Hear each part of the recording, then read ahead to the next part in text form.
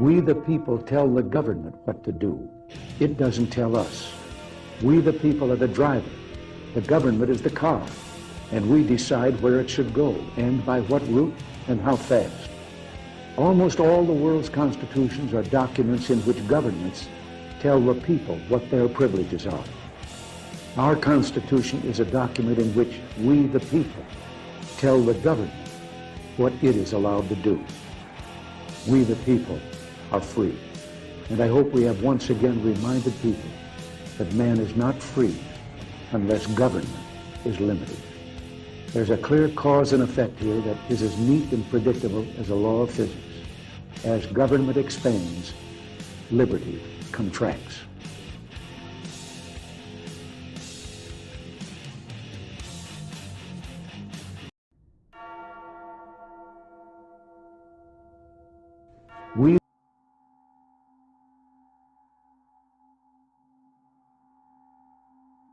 Resolute Exposure is a social media platform.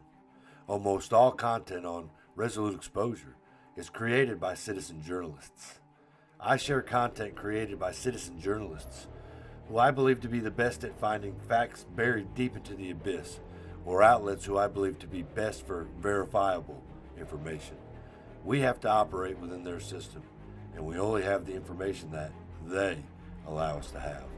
These citizen journalists who nerd out on fact-finding missions and then add their opinion to better inform me to make the best choice for me in this war of narratives is Resolute.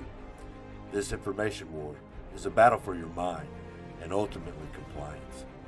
While mainstream media dismisses social platforms as mere echo chambers for fake news, independent spaces like this prove that shared content and live dialogue actually foster deeper critical thinking. So, I am excited to share the content in hopes you'll turn off mainstream media, who I believe is just a version of entertainment. So again, welcome to Resolute Exposure.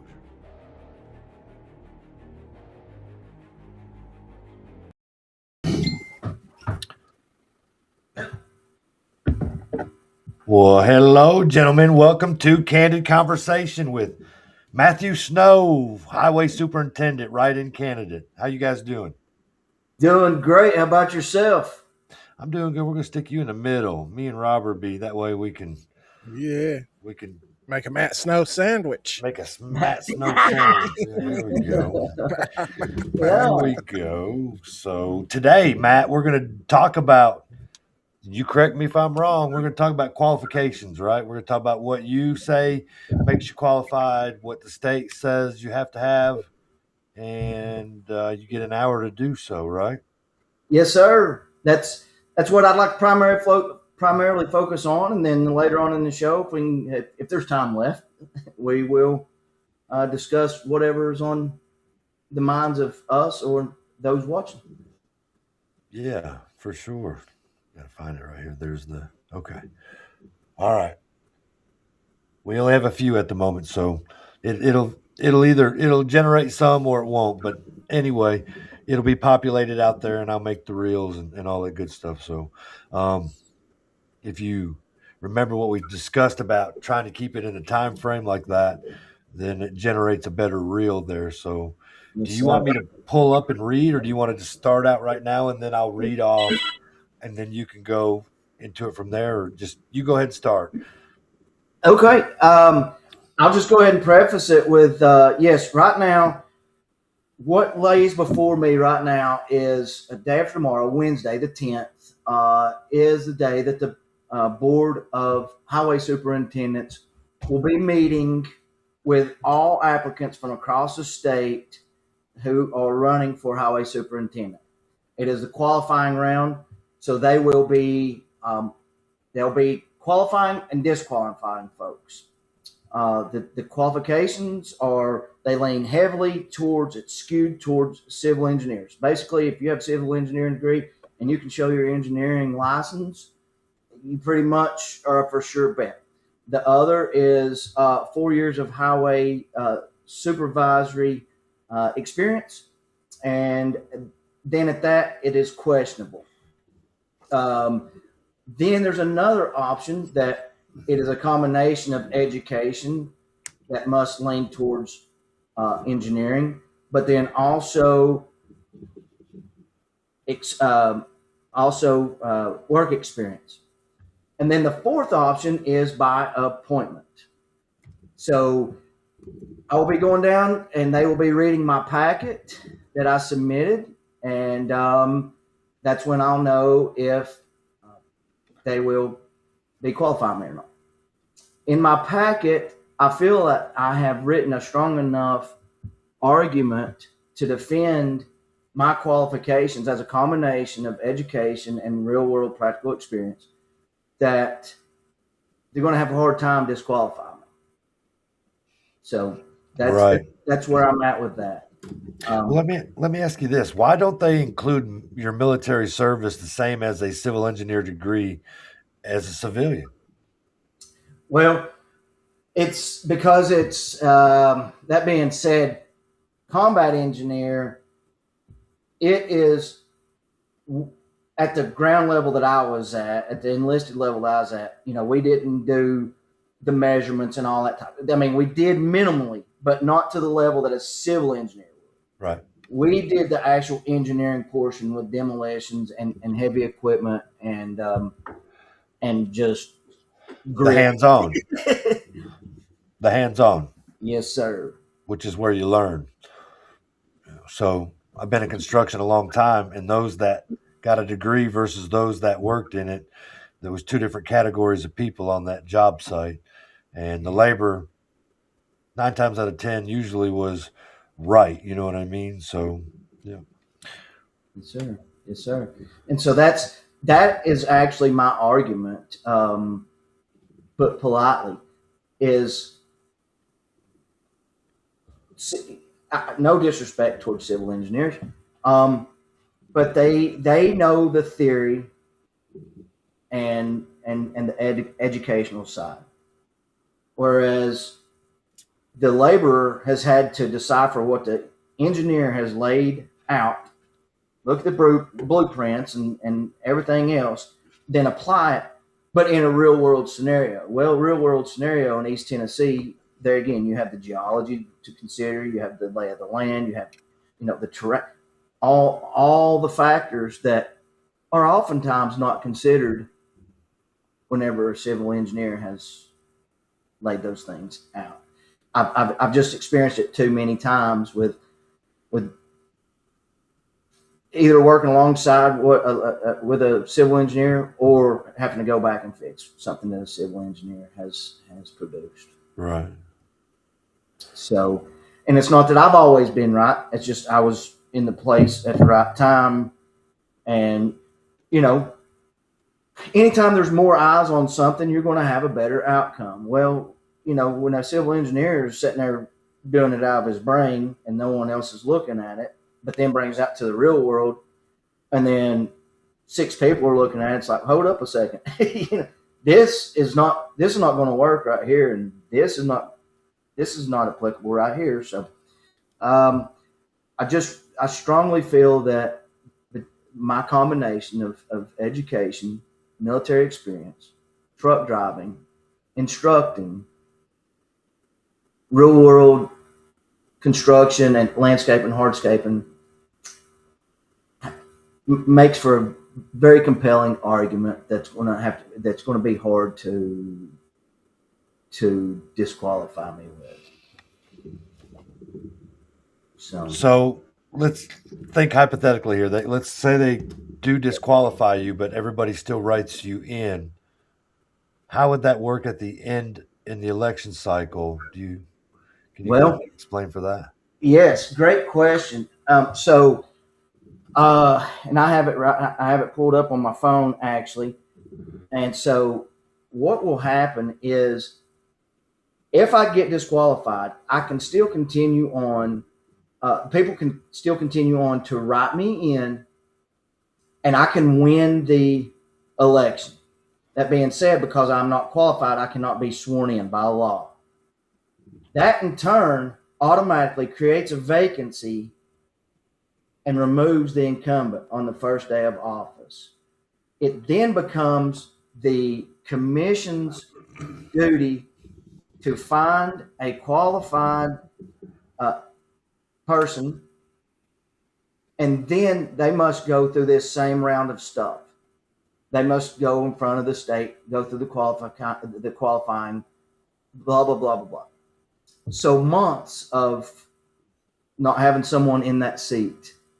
So, so that's what this could lead to. If people really want change, they can absolutely and need to write me in, Matthew. There you go. Everything backwards. Matthew Snow. Yeah. Highway Superintendent write-in. So, but yes, if you want me to read it verbatim. Well, I mean, you can, but what I want people to hear is that if you're not qualified yet you win, their vote doesn't matter. That's what's important about that, because the state's going to say that you weren't qualified for the position and you got wrote in anyway, like it was a joke. He wasn't supposed to really get it was just a joke, you know. You know, that's not what it is. The people said that we thought with the credentials that Matthew Snow presented to the community was qualified for the position, and you have state legislators up there trying to say otherwise. Well, then that takes our vote away. That's the issue that I would have. So yeah, go ahead and read it. And then when you get done, I got a question from Matt Breeding. I want to piggyback on what you just now said as well, as far as taking the vote away from us. Okay. With it being so heavily skewed towards, and with it being so heavily skewed towards civil engineers, as we were just discussing about, it's usually the worker bees that see, know, understand, and make the project happen and fix the idiosyncrasies along the way. Well, my thing is, if the state has this written to so strongly towards civil engineers, this can lead into things such as property damage or public safety issues, because they're leaning so much towards those that have, there again, theory, but not on the job, blood, sweat, and tears. Can I interject real quick? Yeah. They're saying it's an expert based on the fact that they have a degree and little to no experience. Now, maybe if you got one that's got a degree that's had 20 years of experience, you know, he's your age and he's running for that position, but that's not what we have. So it's a so-called expert based off of a 4-year degree in college. So yes, sir. Ahead. Yes, sir. And so that being said, it makes for an argument there. Although it's really black and white, it really creates a lot of gray on that civil engineering certification, you know? And so that's where my argument is. I feel, and this is for the statewide, not for Blount County, not because this is me. This has exposed a state issue. This law it is law. It is in the Tennessee Code annotated. This law has been rewritten 2 times in the last 25 years. Our Constitution has never been rewritten. Right. You know, so it's like, hang on a second. We've really got to figure this out, because this has to do with the public safety and giving them the best person for the job. Right. I agree. So, Matt, you want me to read? Matt says, are you required to be there in person during the qualifying process? He says Wednesday, but I think it's Tuesday, right? No, it's Wednesday. Okay, Wednesday, my bad. And do the current highway superintendents have to be present to be requalified as well? No. You can do either or. You can go in person or you can do it by phone. So, and that is an excellent question. So that I got my hands on the audio of the last swearing in January, and it's actually kind of frustrating trying to listen to it, because you have everybody beating and banging on their phones, and while important information is being discussed and whatnot. But anyways, that's neither here nor there. Yes, in person or over the phone. And that being said, if enough people are watching this, or if I put it out on my Facebook page later on, I can actually, they encourage public attendance. So via telephone, or you can come in person with your candidate that you're supporting. It is a public, hearing, if you will. You got 14 altogether, now 15 watching between Facebook, Rumble, and YouTube. So, okay. Robert, you got anything? I was just wondering, do we know if the current highway superintendent comes to any of the commission meetings and speaks about anything in terms of growth? If like maybe when the planning commission is doing something, looking to approve new houses to build, I wonder if he comes and talks about how the roadways are set up, what that's going to do, what kind of repair we're going to have, anything to suffice that. Or I haven't seen him there to the ones I've been to, but I mean, he may show up. That's something you're going to do, Matt, if you get elected? Yes. If there's not something going on with the department, i.e. some after hours, overtime issue, emergency, yes, I will attend what I can. That being said, the Planning and Development Committee, I've never been to one of those, but from what I hear, of course, he does go to those because the mayor gave him that department, which if I was elected, I would turn that back over to the mayor because it creates a conflict of interest. And so I would definitely turn that back over to the mayor. So of course you'd have to go into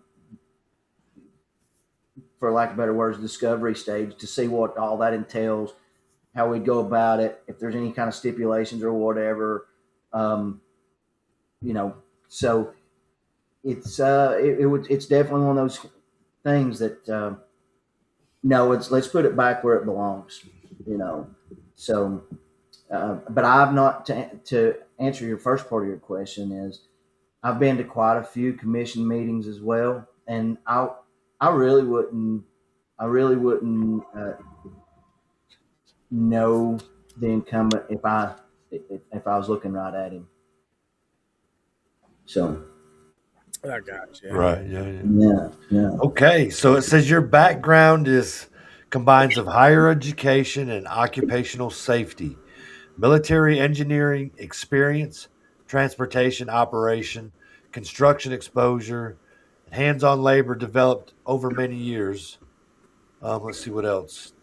You have effectively overseen roadway operations, infrastructure maintenance, employee safety, equipment accountability, and public service responsibility.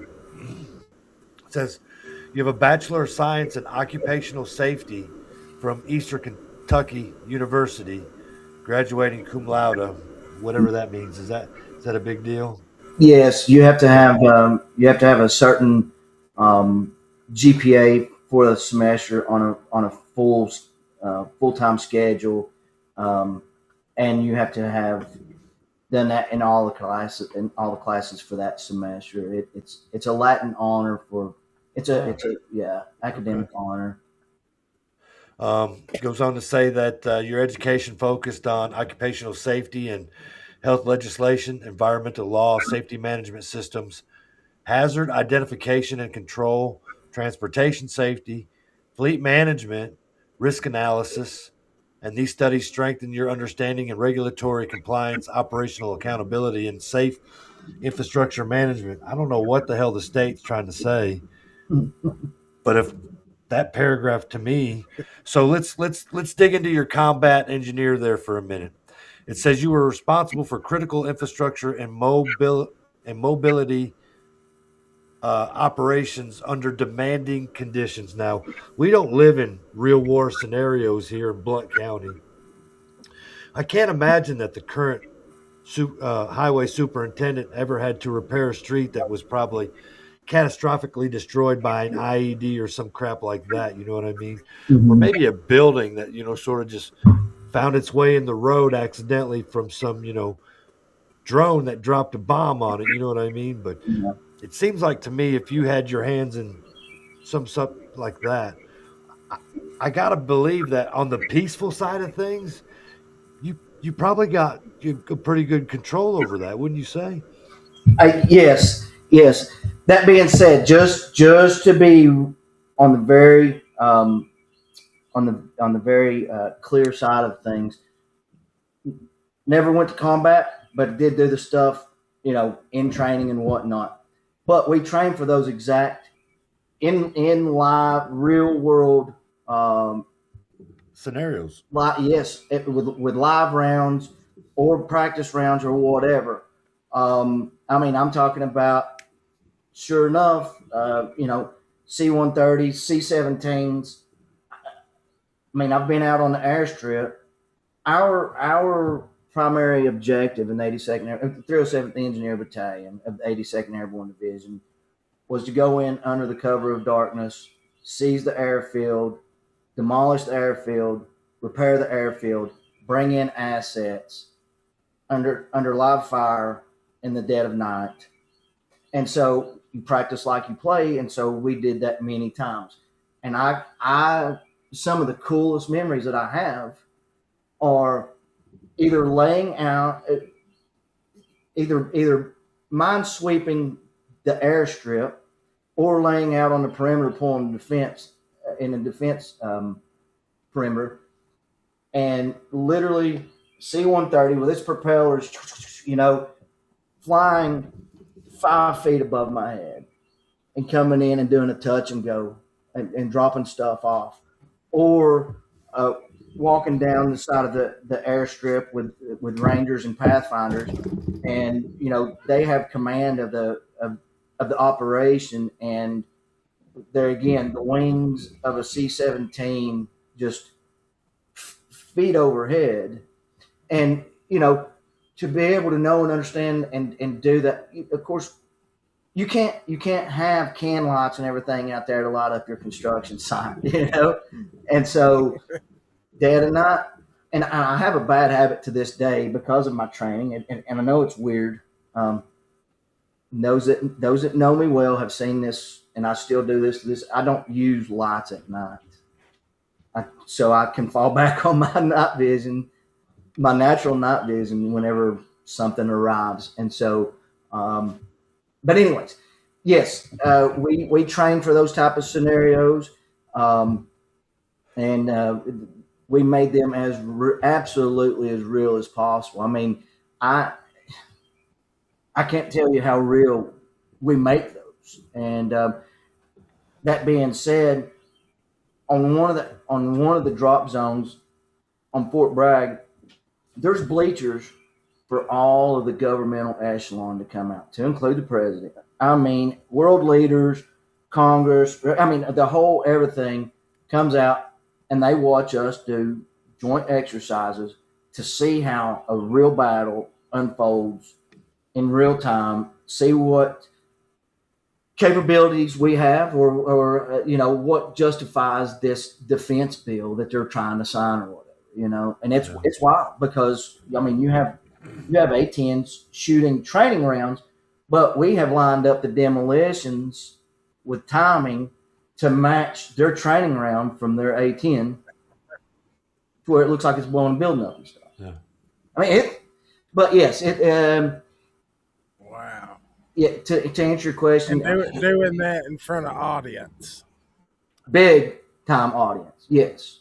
That's just it. You jump in, you do the airborne operation first, you seize the airfield, and then roll out into your follow-on mission which is our follow-on mission was what I just explained. And so, and at the same time, they have what's called OP4 set up. So you're running into firefights all while trying to reach your objective to begin new construction or demolition, then turn around and turn it into new construction. So, yeah, it's So it goes on to say, and because I took you down the war path, my bad. It says included construction operationals, demolition operations, bridge-related missions, route assessment, hazard identification, heavy equipment coordination, terrain analysis, maintaining, I guess that's operational mobility and safety, and the role required discipline, leadership, and adaptability, teamwork, and so on. So, combat engineer, directly related to roadway and infrastructure operations because they involve understanding terrain, transportation routes, structural conditions, operational safety, and logistical coordination. So I don't understand why that is not a resume that the state can accept. And they can, right? So they have the opportunity to look at that and go, you know what? You know, he might be equal with the civil engineer or even exceed. yes. Yeah. And that's what I'm hoping for, because there again, it does run in line so well with the four types of ways of qualifying. It runs along with them so well that it's like, well, it only makes sense to try, Right. you know, Right. and force them to say no. Well, there again, generating interest and letting the citizens know that there is an option. It Yeah. is what my big effort is here is to let the state know that there's a viable option, but the citizens are very interested. I mean, man, for the last week and a half, my phone and everything is just blown up. And so, the reason why I wanted to highlight this part of the process is because the citizens need to be informed that it is not over. And should I be disqualified, they're taking their option away from them over semantics. Right. Right. See, nothing more, nothing less. Reading this, I believe you're qualified, unless they come up with some ungodly reason. I have no clue. I mean, so let's, if we take military conditions out of it and put in civilian, we're known for sinkholes in the area. I mean, according to this, you are qualified to meet or exceed, that thing. You know what I mean? All the safety hazards. Terrain analysis. Whatever it takes to fill the hole so that you can get it back to a point that you can put,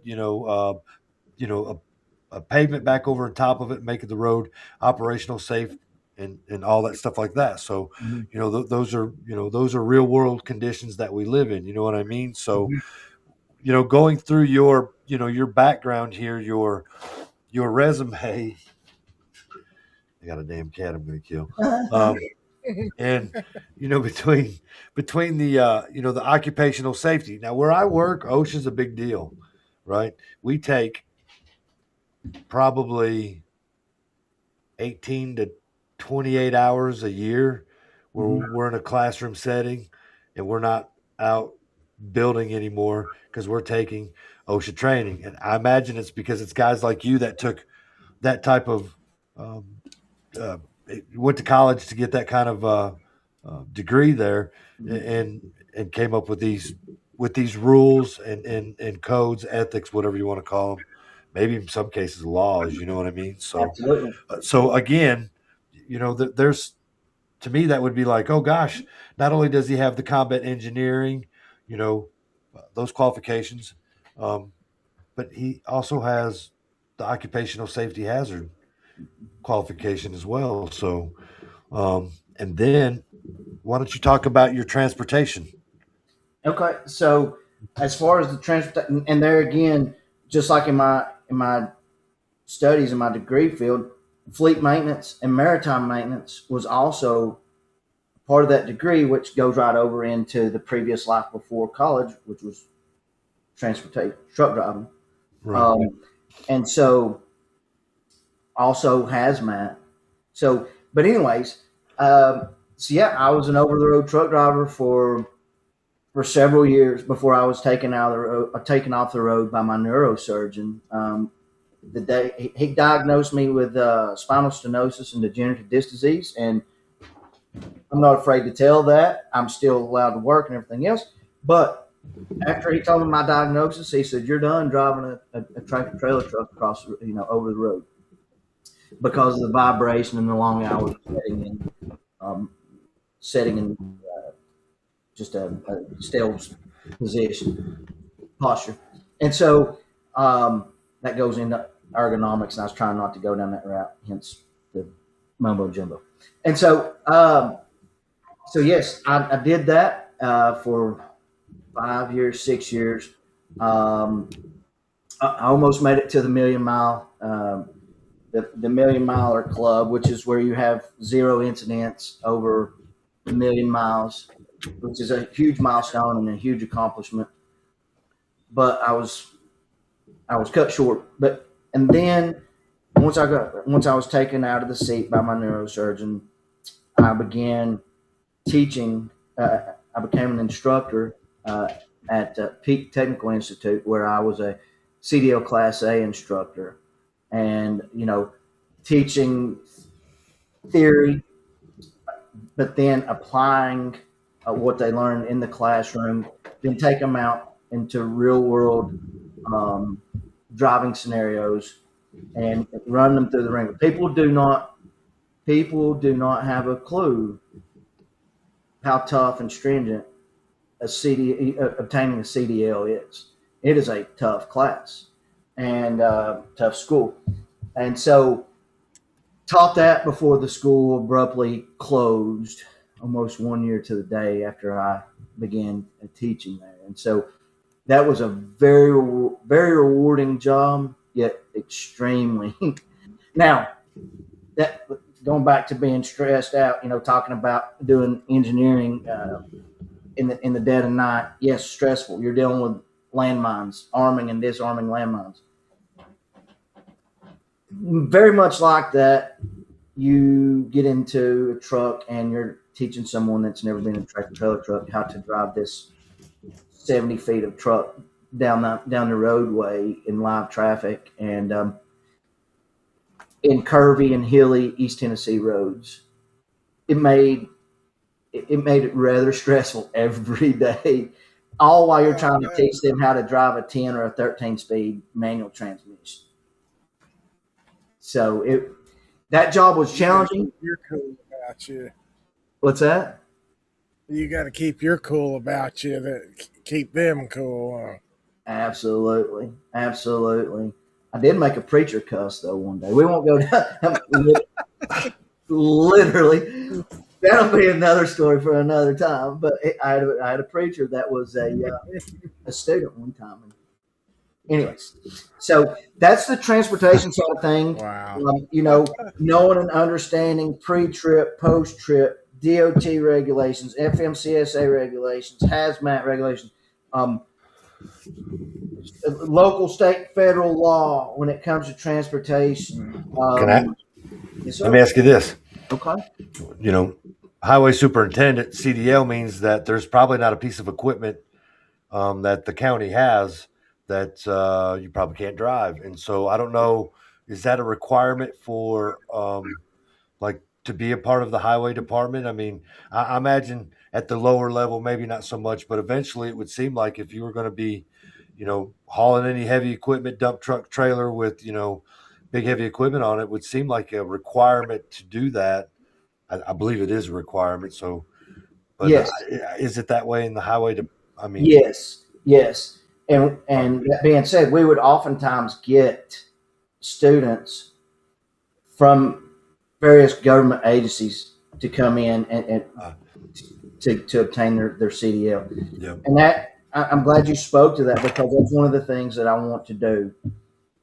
One of my objectives, should the people choose to elect me, is to bring in a new positive culture and foster this positive culture, but encourage individual and team growth. Individual growth through, hey, you don't have your CDL yet. Let's get you out here practicing. Learn your pre-trip, learn your backing skills, learn and understand the air brake system. The whole deal.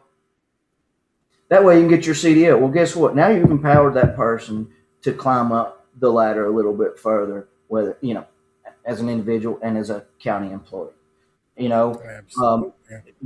and through grants and other ways, other means that are out there, send them to other types of classes where they'll get certified so they can build their resume, which, when you build a resume, as we know, it gives you a sense of pride and accomplishment. Well, you're empowering that employee or employees. And here's my ultimate thing. I was asked the other day by some elected officials, if you're elected, how many terms are you going to? I said 1. I'm going to leave it at that for right now. So that being said, back to the training bit. My whole idea is, hey, get trained up and replace me. Take me out of this position. If you get these employees trained up, they can be our next leaders that won't have to face this whole deal that I am right now. Well, do you have 4 years of highway department experience? Well, does that matter?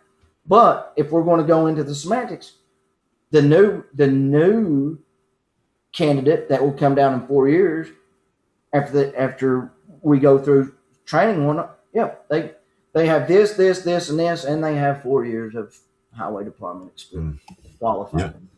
Absolutely. You got a question? No, Robert, no. Yeah. Oh, you got a question for us, Matt? Do you? No. That's new. That would be new.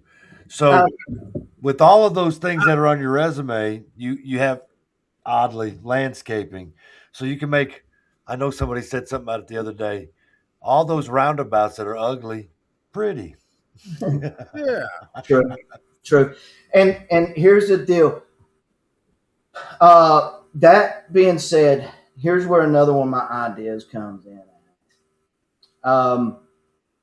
Alongside of our highway department employees, an idea that I want to float by the people of Blount County is getting our trades programs at our local high schools involved. In addition to that, getting our local veterans involved as a volunteer involvement, and then they work together with the highway department and they do beautification projects around the county, and so that way it gives the veterans that sense of purpose, reason, all those things, helps with their mental health, all the things that we hear about veterans. But there again, it's teaching our high school students about government involvement in highway department projects and activities. It's teaching them the skills on how to build things or how to landscape something, or all things involved. Depending on what. And that being said, I would heavily push for donations from companies and whatnot for these projects. There's all kind of. I contract with a tree service, and I do their stump grinding.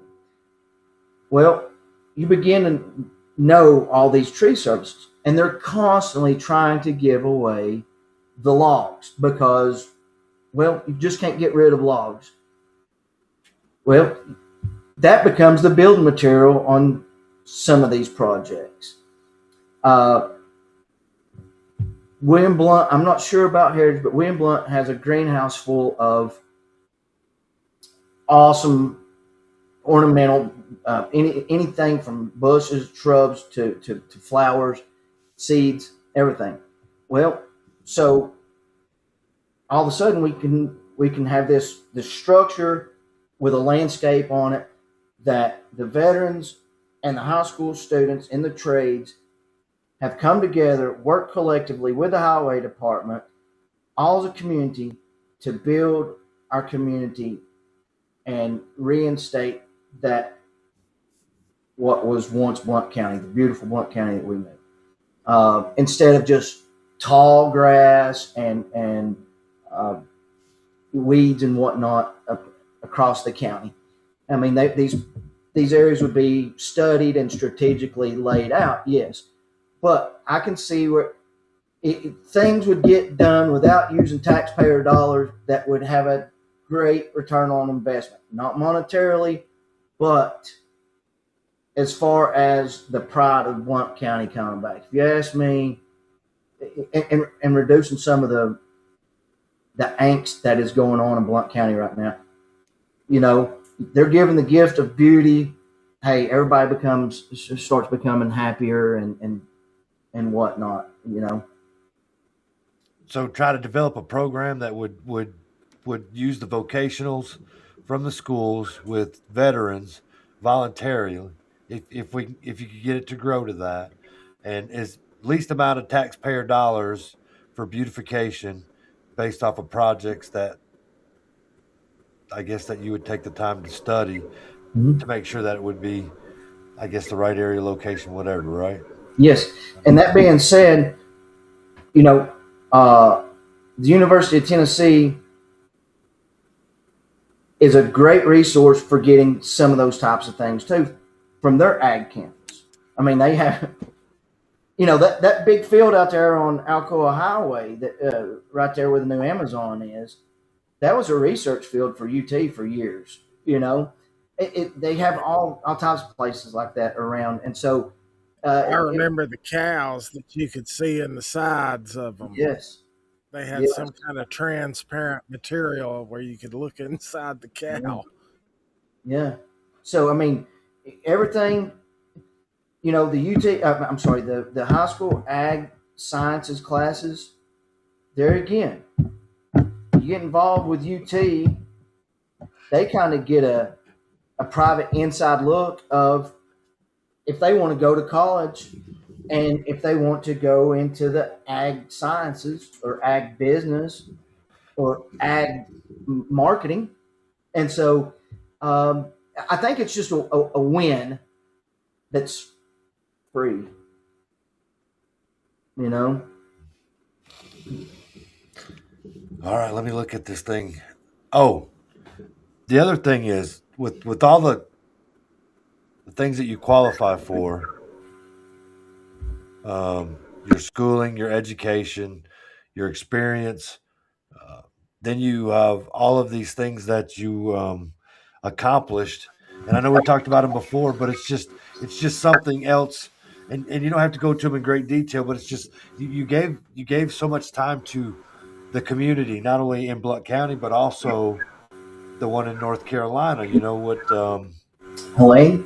Yeah, the whole effort that you, and I know it wasn't just you. You always credit the help of others for sure, but it was just a selfless act of trying to find a way to get supplies to people that were in need. You know what I mean? So I'm not kidding when I say that you are the Forrest Gump of Blount County. I love it. I'm going to run with that. You're gonna run. Forrest is going to run with that. I like that. Right. But yes, and that actually segues really well. That was an awesome natural segue of volunteership that I was just talking about with the veterans group. Volunteering, first of all, a lot of employers nowadays really look heavily into volunteership. A lot of colleges do. I mean, I actually got some scholarships due to my volunteer time. Yeah. It's allowed me to do some incredible things. I got to volunteer as a safety marshal for the Isle of Man TT race in Isle of Man. That led into many other races. Yeah. We won't go down that road too much. Got to, whenever COVID came and classes moved to online, well, I had a living situation that I had to fix, and so I bought a camper and started working as a volunteer camp host with Tennessee State Parks. Well, through that, there was all kinds of opportunities came through. I got a certification by the USDA. I'm certified at what's called an S212 Sawyer. So I've gone to their course to be a forester, run chainsaws properly, limb and buck and everything else. Now, am I as good as these tree services? No, but the certification, you know what I mean?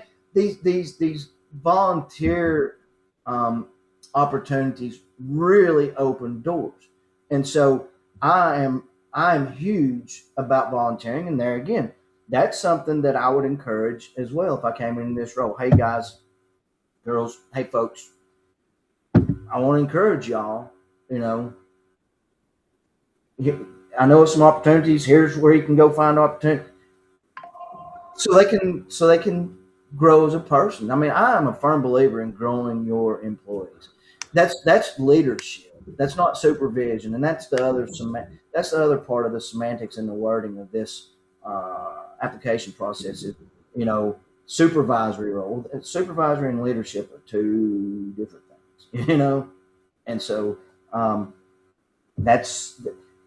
Yes, I have many hours and have volunteered in many different things. I mean, there was a volunteer program that I was a part of where starting off in the end of October, we hiked out Christmas wreaths to all of the veterans that are buried inside the Great Smoky Mountains National Park and placed a wreath on each headstone. Yeah.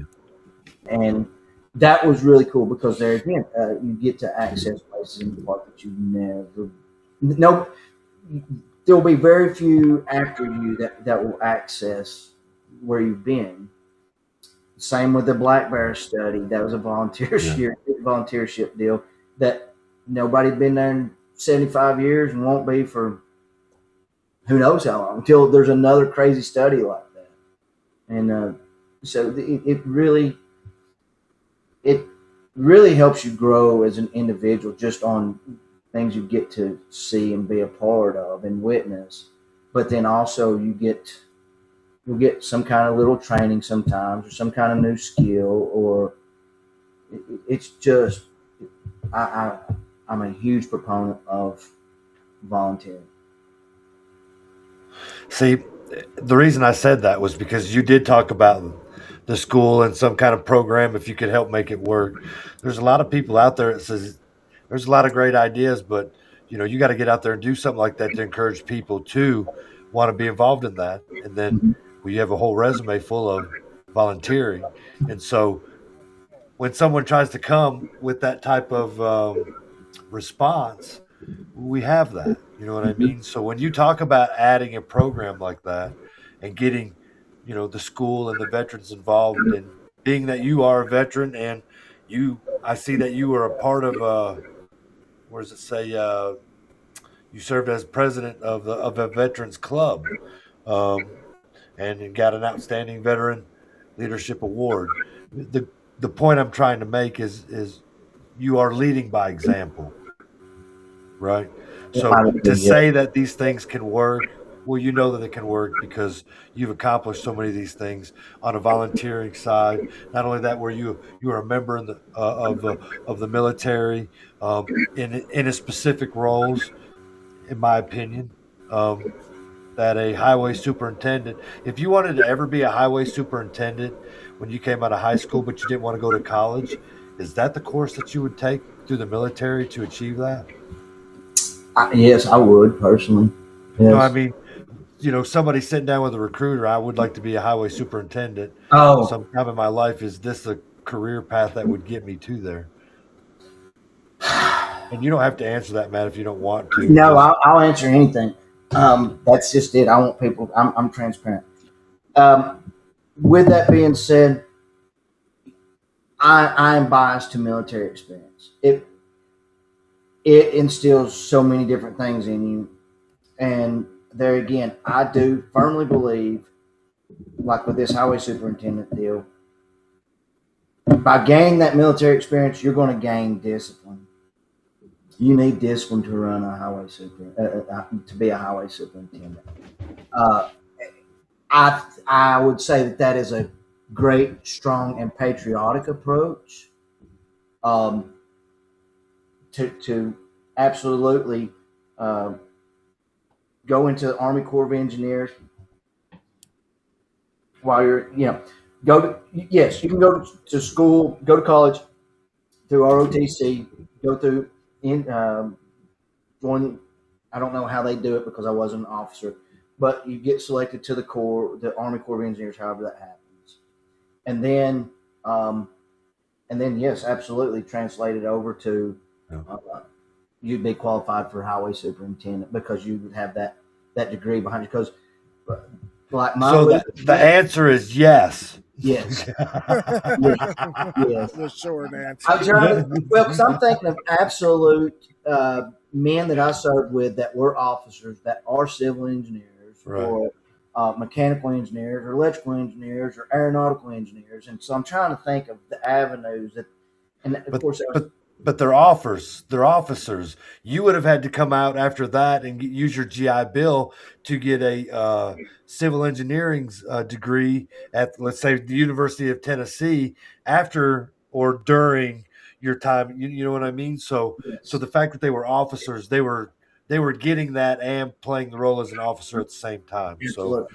But anyway, that my whole point to that was, you took a job on.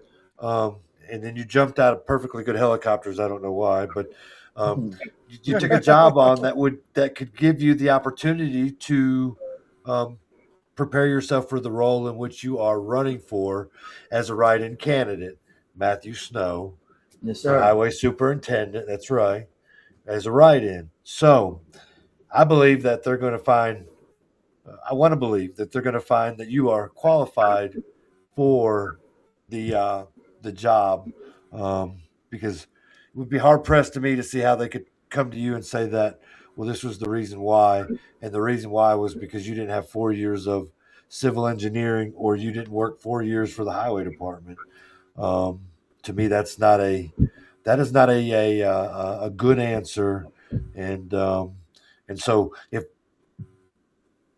I'm just going to believe that that's not going to happen, but there's another side to it if it does, because then it opens up the eyes to the people that they actually made requirements that made it hard for someone to run for that position, which takes away the vote of the people. So yes, yep.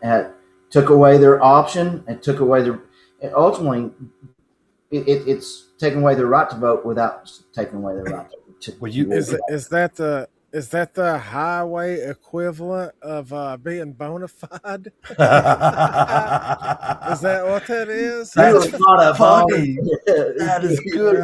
Yes, you nailed it, Ron. You nailed it. Yeah. So the guy that has the office now, he was actually. Did they have a special election, or was he appointed? He was appointed. He was appointed. And so did he have to go through this process too, through the state back then? I don't know. How long has he held the position? To some degree, he had to go through it. I don't know all the ins and outs just because, I've been too busy trying to research and do this on my own until I let it out to the public what I'm doing, because there was a lot of research on the backside. Right. And so I don't really know. I do know that he had to go through certain process as an appointee, and so what was submitted to the state, I don't have it. I don't have a clue. But they have to find some way to find that you're bona fide. You know? That's funny. Right. So I guess my next question, not to you, would be is I don't know anything about Jeff Hedrick. He may be a fine man. He may be more than qualified for the job that he has, which is why he was asked to take that role on the way that it happened. So without knowing anything about him, makes me wonder if his credentials meet or exceed yours. Because as far as I'm concerned, as of somebody in the community that votes, you're qualified as far as I'm concerned.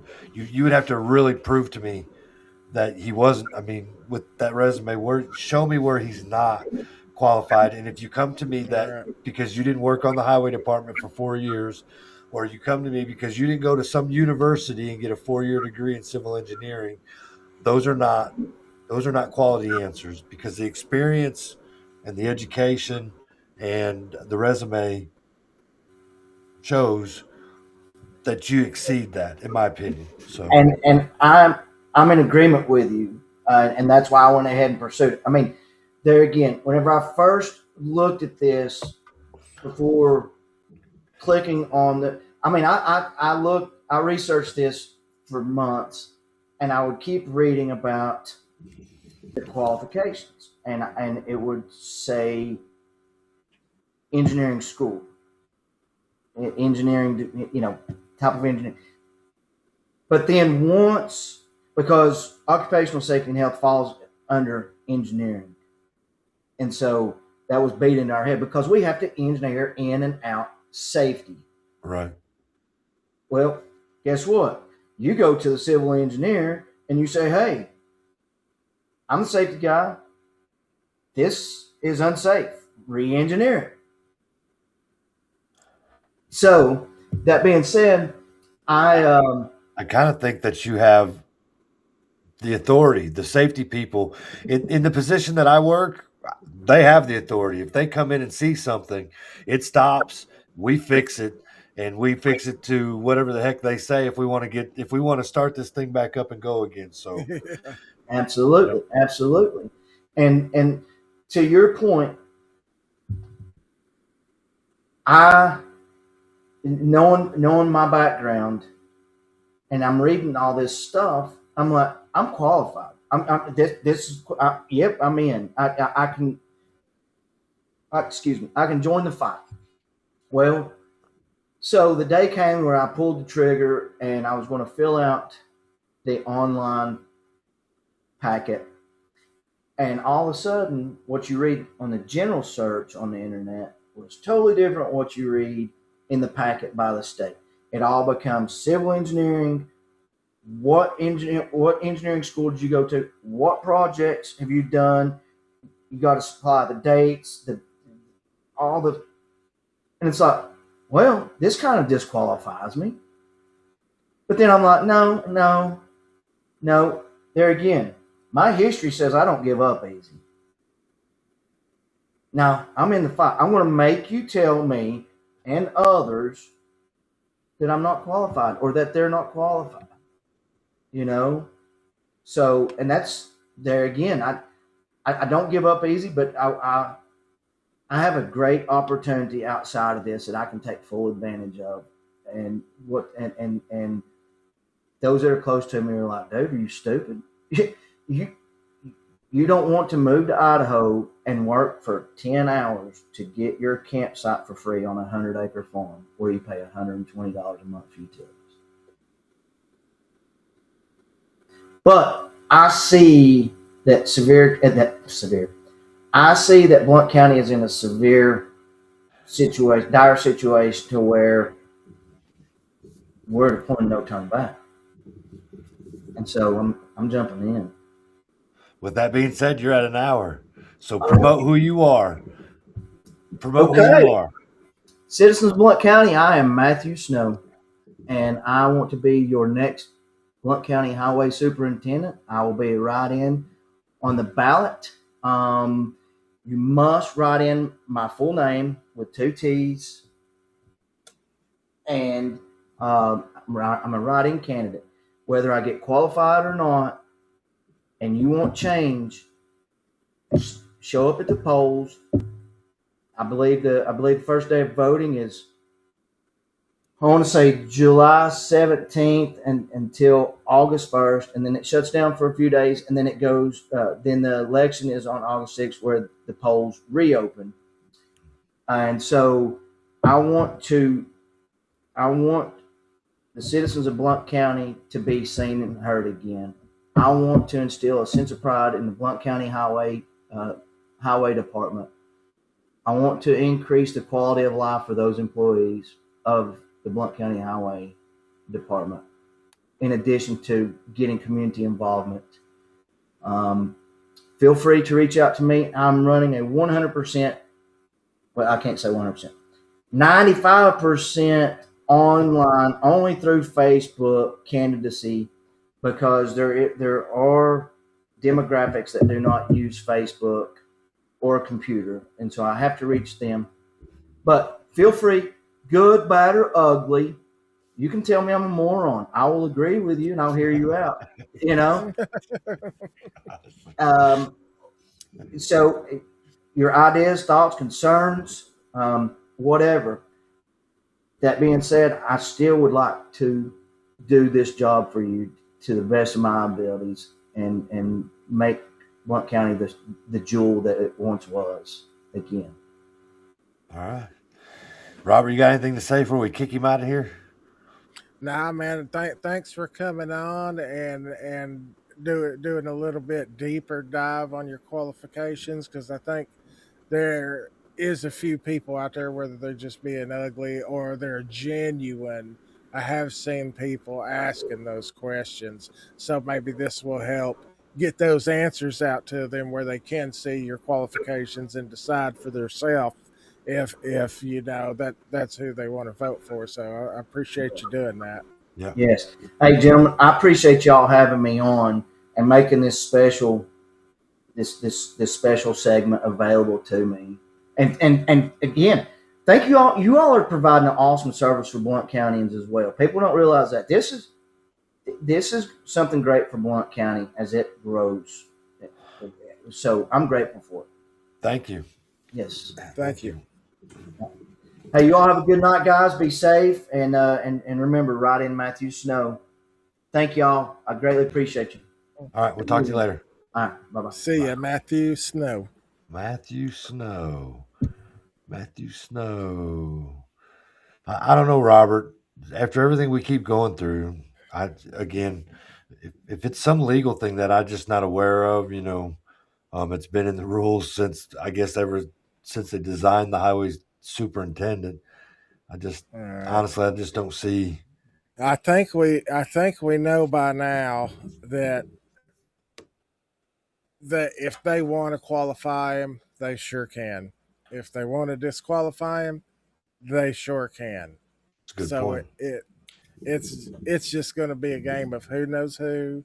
Are people talking down the line, do this, do that? I mean, we've seen all this play out so much before. Literally the rules can be bent. Yeah. We know that much for a fact. He's definitely got a lot of good qualifications that would make him privy to that role, and it's hard to argue that from any standpoint.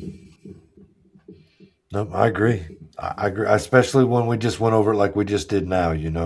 I know he went down the hole of doing all this stuff in the military at night with people watching and all that. But I was really trying to bring out the fact that in those type of conditions versus the conditions that we all live in here in the county. Cakewalk. Yeah, it's a cakewalk. Yeah, so. Yeah.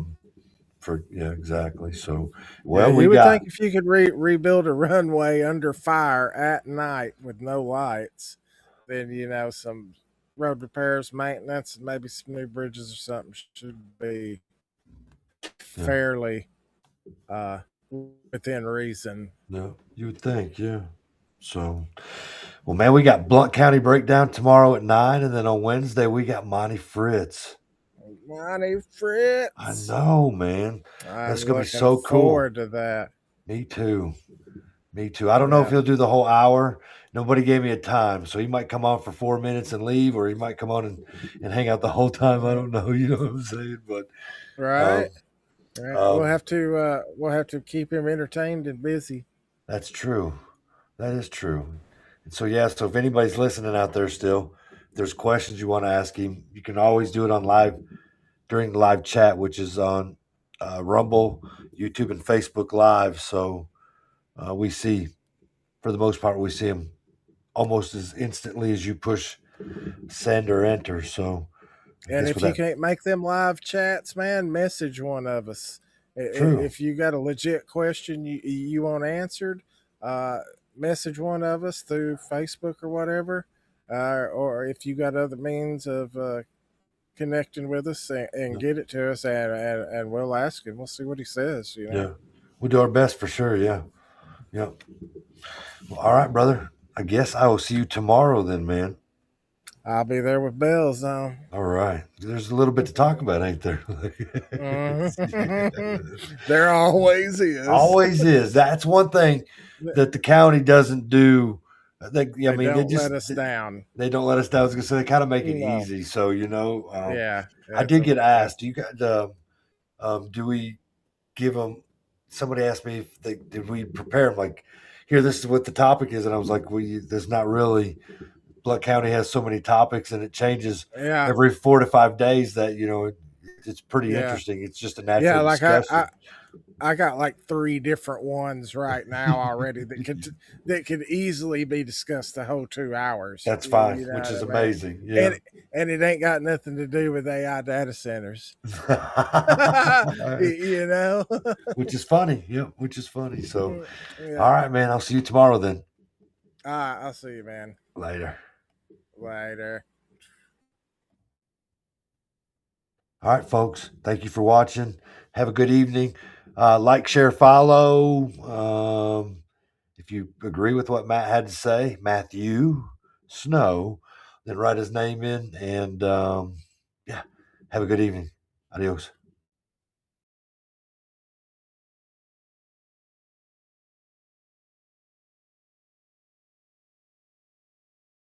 My heart, pumping all day long, getting me to morning when darkness comes. My heart,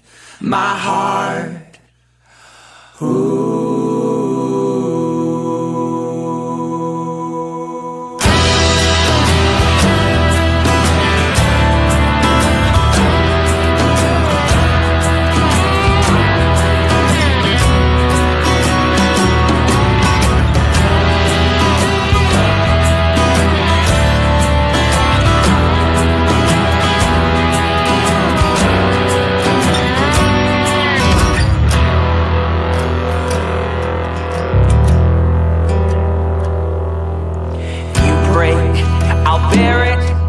It takes so long to mend.